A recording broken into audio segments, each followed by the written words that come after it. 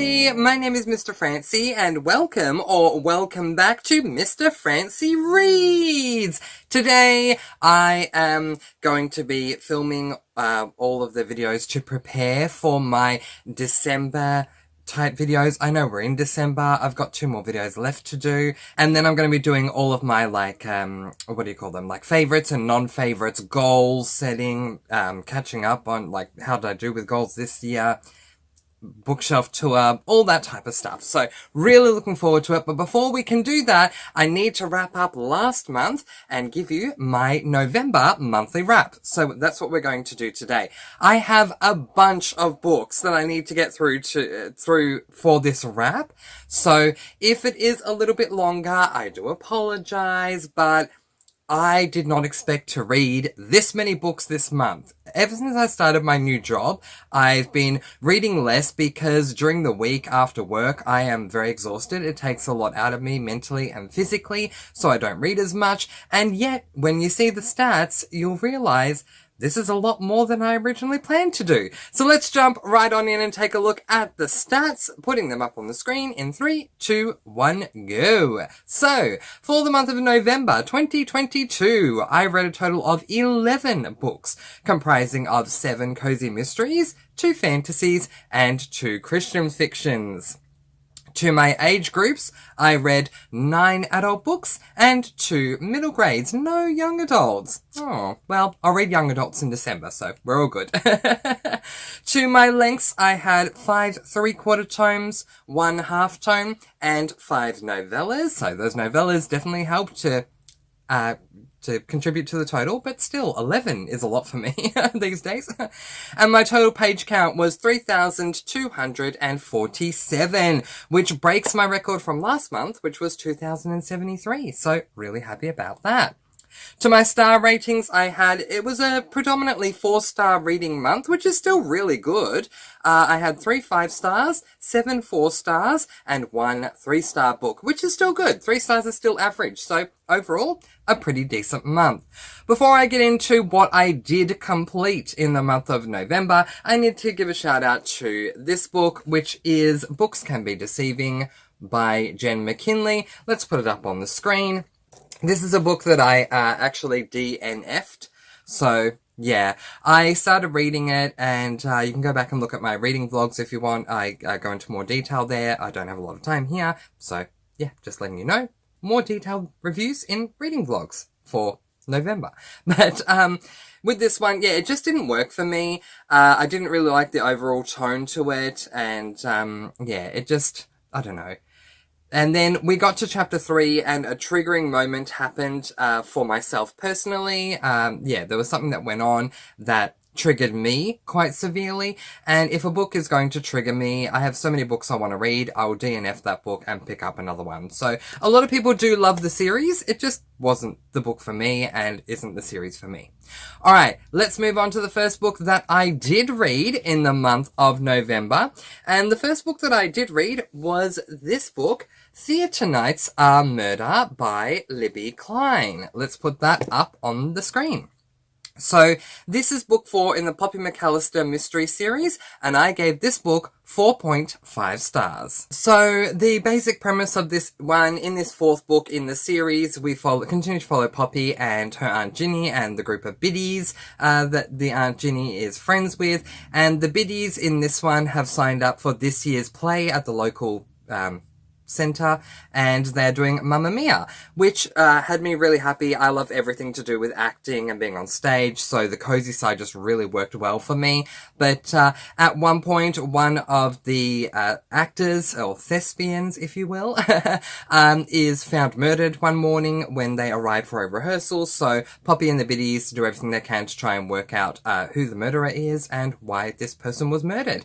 And the victim in this one is one to feel for. Everyone loves this guy and can't imagine why he has been killed. So yeah, it's not often for me in a cozy mystery series where the victim is someone that I actually do like. Normally they're the victim is someone that we're set up to hate. So yeah, I was truly invested in the mystery side, but the cozy side was so good. So I'm sure you're asking, why did it receive 4.5 stars and not 5? Well, the reason for that is the length. My goodness, can Libby Klein write a book? A cozy. I mean, all of the cozy mysteries in cozy mystery, all of the books in this cozy mystery series are incredibly long for your typical length of a cozy mystery series. In fact, this particular book is about 390 pages, so just short of 400 pages, which is quite long for cozies. And you'll see some more Poppy McAllister books coming up in this monthly wrap, and they just got longer as we went along. So I felt the length by the end. I've read long books before. The Stormlight Archive series by Brandon Sanderson, book 1 in that series is 1,000 pages long, and then they get longer and longer as they go along. So that's fine. But when I start to feel the length, that does affect my reading. And I felt the length on this one, so I docked a 0.5. But otherwise, it was a perfect read for me. I really, really enjoyed it and can't wait to do my Sassless update to discuss the Poppy McAllister mystery series because it had a rocky start for me, but it's ended really well. So 4.5 stars for that one. So the next book that I read was this book, which is Marriage Can Be Mischief by Amanda Flower. This is book number 3 in the Amish Matchmaker series. We'll put it up on the screen. And I gave this book 3 stars. Let me explain why. So in this particular one, Millie is taking her goats for a walk. I don't remember their name, but the goats feature quite heavily. I mean, you can even see them on the cover. And I love that. I love that we have a character that we're following in a cozy mystery series whose predominant pets that we see is goats. But anyway, she's taking her goats for a walk, and she just stumbles upon a conversation that a detective that we've gotten to know not only in this series, but its original series, which is Amish Candy Shop, is having a chat with a boy who is just there to do a filming project. He's an out-of-towner who had stumbled across a skull. This opens up a cold case that links to a character that we already know by the name of Uriah. Now, a big part of the reason why this book received 3 stars for me is because of the fact that it was a cold case. Cold cases just don't intrigue me, regardless of if I see them on TV, in a movie, or certainly, especially in reading them in books, because I just feel rather disconnected from them. If a mystery is recent, if we have just had the murder happen and we're getting to know the victim as the book does go along and all of that, then that really works well for me. But if we're opening up a completely cold case about characters that I don't even know, my level of interest goes down because, well, quite frankly, and I'm always transparent, so I am going to be here again, I don't know you. So because I don't know you, I'm not invested in you. And so that just did not work for me, and I gave it 3 stars. On the plus side, on the pro side, we get to meet Mika, who is Millie's nephew. We have been introduced to Millie's 3 nephews. Millie does not have children of her own, but it was just more scattered in, sprinkled in here and there throughout books 1 and 2. But in book 3, Millie actually has some one-on-one time with Mika, and I really enjoyed getting to know him. So I did like that. So, yeah. Pretty good. I did enjoy the reveal. The reveal actually bumped it up. I was going to give this book 2.5 stars, but the reveal was really good, so I bumped it up a 0.5 star and gave it 3 stars for this one. Book 4 comes out in December, and it is currently on my TBR. So the next book that I read was this book, which is Death of a Coupon Clipper by Lee Hollis. This is an adult cozy mystery book, and it is book number 3 in the Hayley Powell, I should know this, Hayley Powell Food and Cocktail Mystery Series. I gave this book 5 stars. Let's put it up on the screen. Yeah, this series is fast becoming one of my all-time favorites. If you are someone like me who goes into cozy mysteries, favoring more the cozy side than the mystery side, and so I guess we might call that like mystery light, then I think you will love this series. If you're a fan of culinary books, you will love this series. We follow a woman by the name of Hayley who writes a cooking, I guess, blog style column every week or every so often.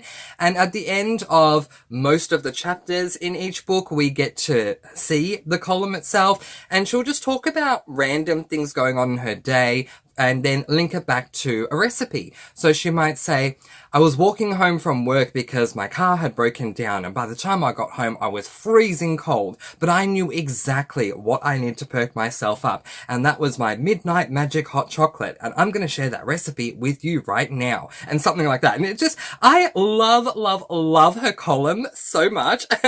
And I actually got my mum onto reading book number 1 this month. She finished it, she loved it, she is currently reading book number 2, and we are going to be buddy reading this series next year. So if you want to join us for a buddy read of the Hayley Powell Food and Cocktail series, let me know in the comments below, or in the description below is my Discord. Send me a message and let me know over there.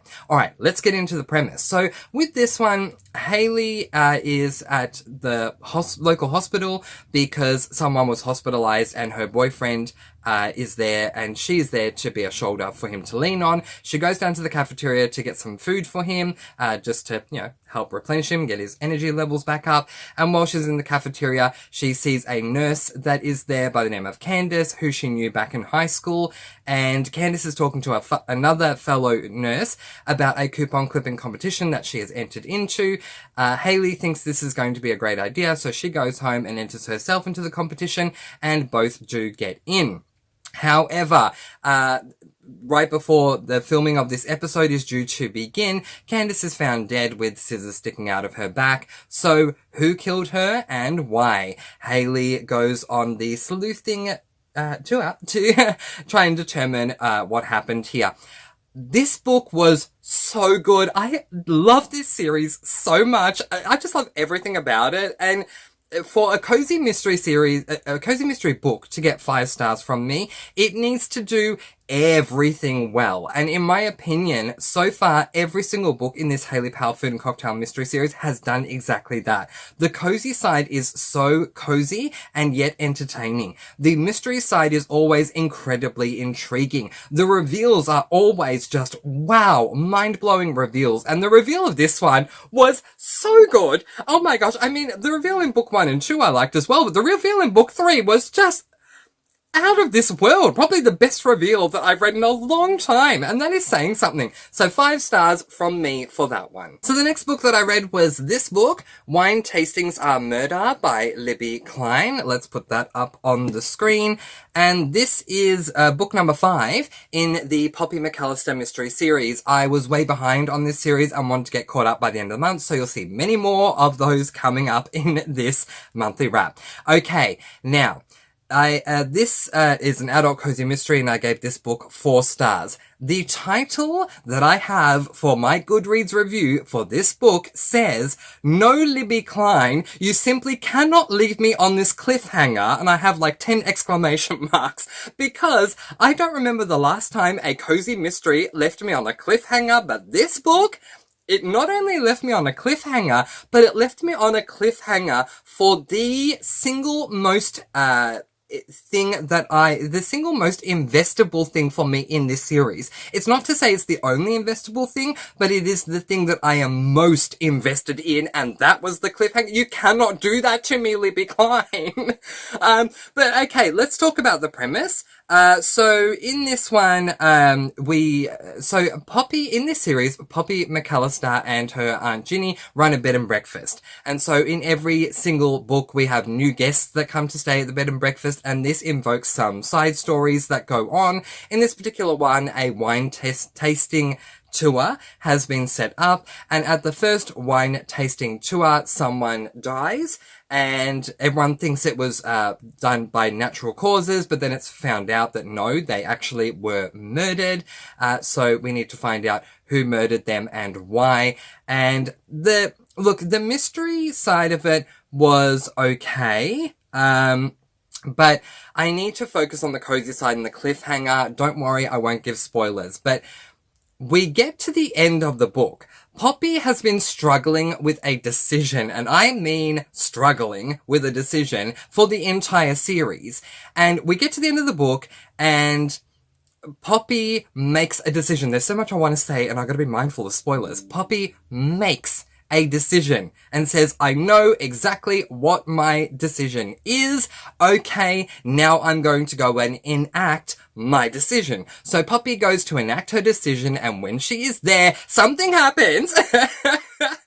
It was just like oh my gosh, like a fantastic movie moment where the decision is finally made. She's going to go and do what she needs to do for this decision. She gets there and it's wonderful. It's fantastic. And then boom, out of nowhere, something happens. And then boom, the next two words are the end. You cannot do this to me, Libby Klein. Oh my gosh. If you are a fan of this series and you haven't picked up this book yet, trust me, get book 5, then start book 4, because when you get to the end, you'll want to pick up book 5 right away. And the good news is in book 5, we deal with the cliffhanger right away. I'll talk about that in a moment. But the cliffhanger, you can't do this to me. You can't do this to my heart, Libby Klein.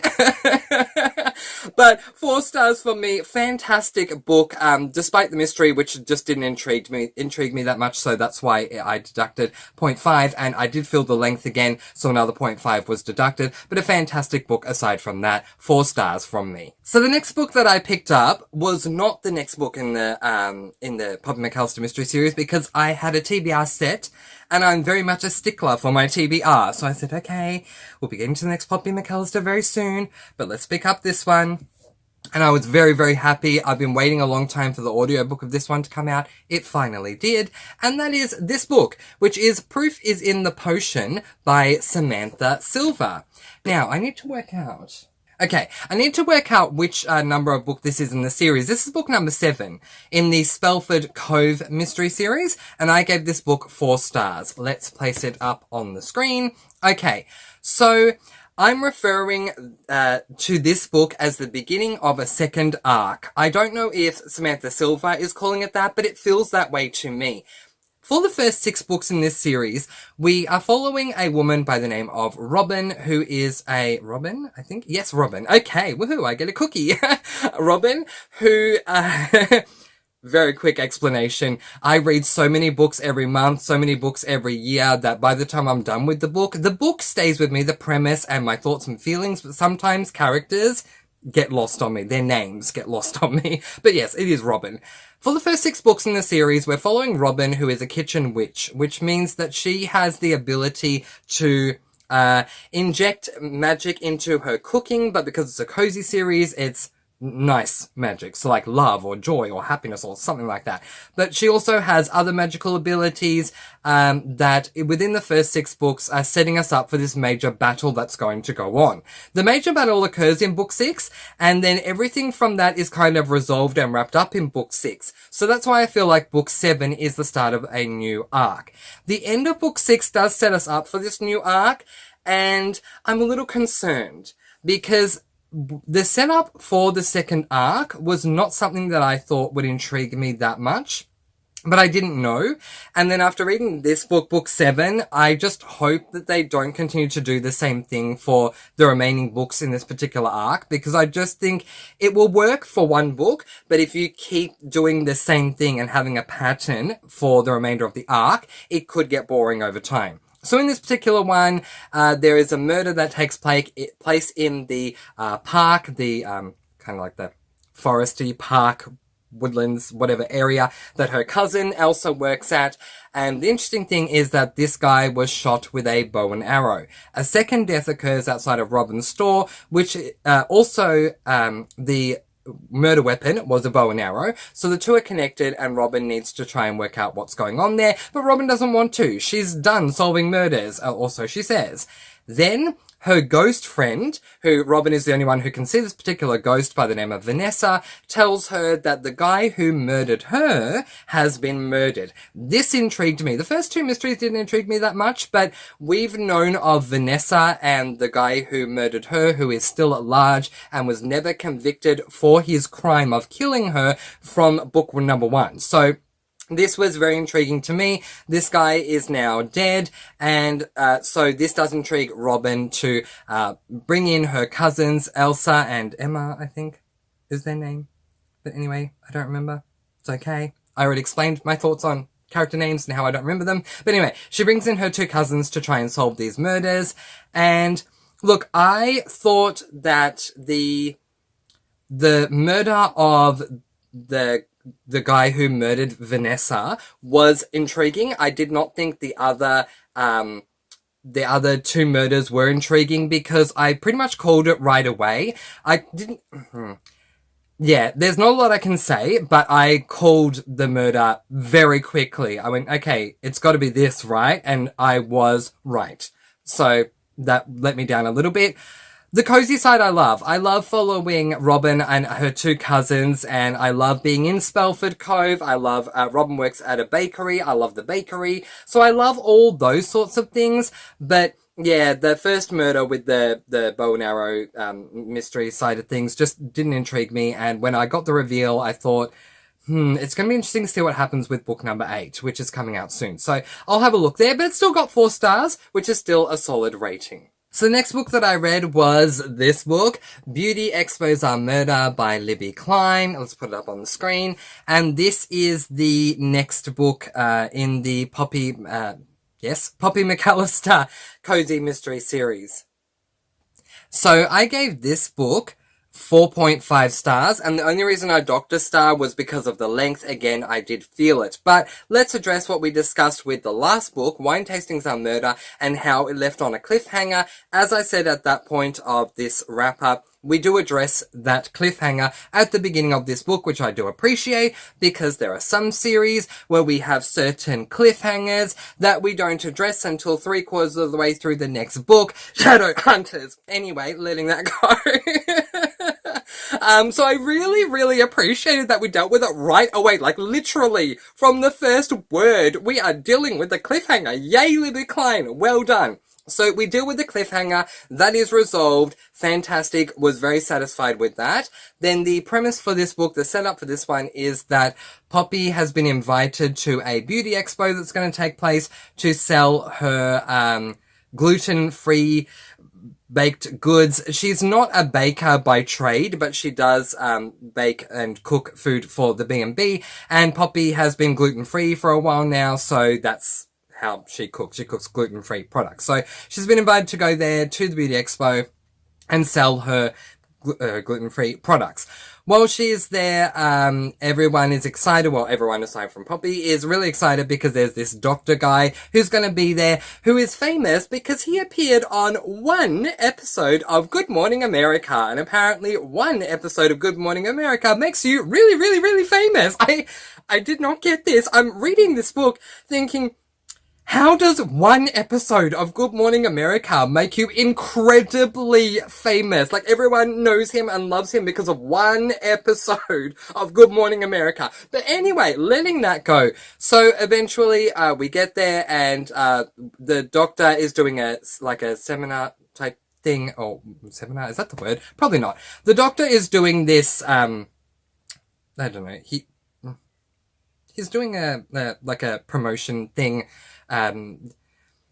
Imagine Comic-Con, you know how there are these rooms set up where you can go there and like actors of shows or whatever are in a room and they talk about stuff and whatever. Kind of like that situation, but in this case for this doctor, he comes out, he's promoting a product that he's going to release, and a woman walks in and screams out, "You fraud!" and, you know, "You scammed me," and blah, blah, blah, blah. So there's a whole lot of, scandal and drama to do with that, and then the doctor winds up dead, so Poppy needs to find out what's going on here, because by this point, Poppy and Detective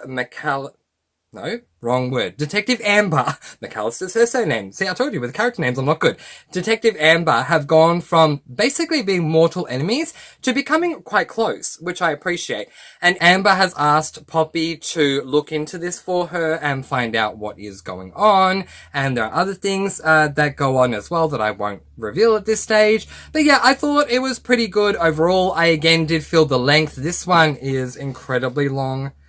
It is 455 pages. It is, for a cozy mystery, it was like 45 pages away from being a tome, which is 500 pages plus, which makes no sense to me. I absolutely felt the length, so I did take that out on my rating. But otherwise, it was a good book, and I gave it 4.5 stars. The next two books that I read I don't have on me, so I'm just going to put them up on the screen. I'm quite disappointed that I don't have them on me, but we'll explain as we go along. So the next book is this book, which is The Valley of the Lost by Emily Rodda. This is book number 7 in the Del Toro Quest series, and the second last book. Second last book in this series. So this is a middle grade fantasy book, and I gave this book, I believe I gave it 5 stars? 4.5. 4.5 stars for this one. So the basic setup and premise of the series is that we follow a prince by the name of Leaf. In book 1, Leaf is being coronated, and during the coronation, part of the process is to be handed a belt called the Belt of Del Toro. This is a very famous magical belt that has gemstones on it forged by the 7 different communities, magical communities around the island of Del, which is where Leaf is from. Leaf is handed the belt, but the belt does not have the gems anymore. They have been stolen. So this sets us up for the remainder of the series, where in every single book in the series we're trying to track down one of the gems. And so in this one, I believe we're tracking down the final gem. And I really appreciated that. There's not a lot I can say because each book is really short, so really, I risk telling you spoilers because they're all novellas. So, but I love all of them. There's always a roadblock to getting the gem, and in this one, the roadblock is this, 6 or 7 lined poemed mystery that needs to be solved, and the eruditeness within me really enjoyed that. And so this book received the highest rating from me of all of them, which is 4.5 stars. All the other books received 4 stars. So it's a great series, which proves my point again and again. It doesn't matter how old you are. Books, if written well, can be timeless, and a middle grade series can still appeal to an adult. So I love this series a lot. 4.5 stars from me. So the next book that I read was this book, which is Return to Del by Emily Rodda. This is book number 8 and the final book in the Del Toro Quest series. And I gave this book 4 stars, so it's also a middle grade fantasy. This is the final book in the Del Toro Quest series. Then Mr. Francy found out there is then the Del Toro Quest series 2 and the Del Toro Quest series 3, which kind of annoyed me because I had the goal to finish out the series, and then right before I finished the series, I was 3/4 of the way through this book, I realized, oh, I've actually got 2 more series to go. And yes, they do follow the exact same characters, which doesn't always happen. So I'm going to have to keep going, which is fine. I love the series, but I just thought that I would be done, and then I had to reshift my thinking with that. So in this one, we now have all 7 gems. We're making our way back home. We get back home, and we now need to face this evil Shadow Lord who has been ruling ever since the gems were stolen, and so that big battle does occur. The big battle did feel extremely rushed to me, but it does make sense given that there are 2 more series in this series to go. So 4 stars from me for this one. Okay, I told you it would be a very long wrap this time, and that's because of the 11 books. We've got 3 to go, so let's continue on. The next book that I read was this one, which is Antique Auctions Are Murder by Libby Klein. This is the most recent book in the Popper McAllister Mystery series, which means I'm now completely up to date with the series, and I gave this book 4 stars. Let's put it up on the screen. Okay, so in this one, Poppy and her partner go to an auction, an antique auction. While they are there, Poppy puts in a silent bid on an armoire. The armoire comes out into the auction itself, and Poppy is really intrigued. She can't wait. She wants to purchase this thing for her B&B, and the armoire is rather heavy. When they go to investigate and look inside the armoire, it looks like someone is dead in there. Oh goodness, why are they dead? Who killed them? What's going on here? So Poppy and the biddies and Aunt Ginny, get together to try and solve this mystery. Look, I didn't love this one as much as I liked Beauty Expos Are Murder, Wine Tastings Are Murder, and the other one that I can't see, Theatre Nights Are Murder.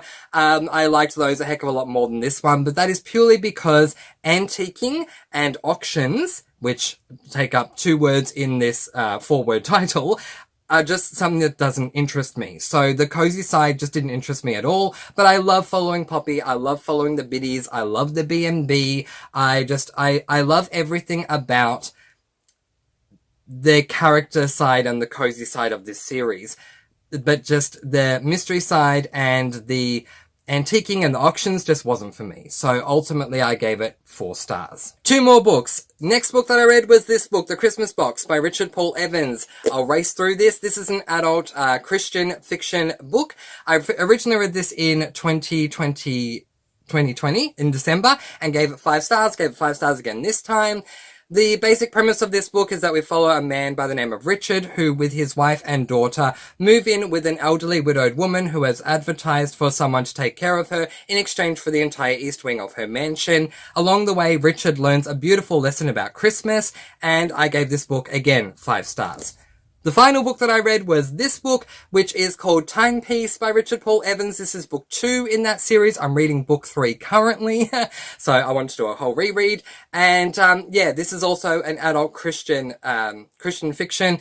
I love this one too. This one delves back into the past of one of the characters we follow in book 1, and I truly appreciated it. So I gave that one 5 stars. And now for everyone's favorite game that we like to call Up.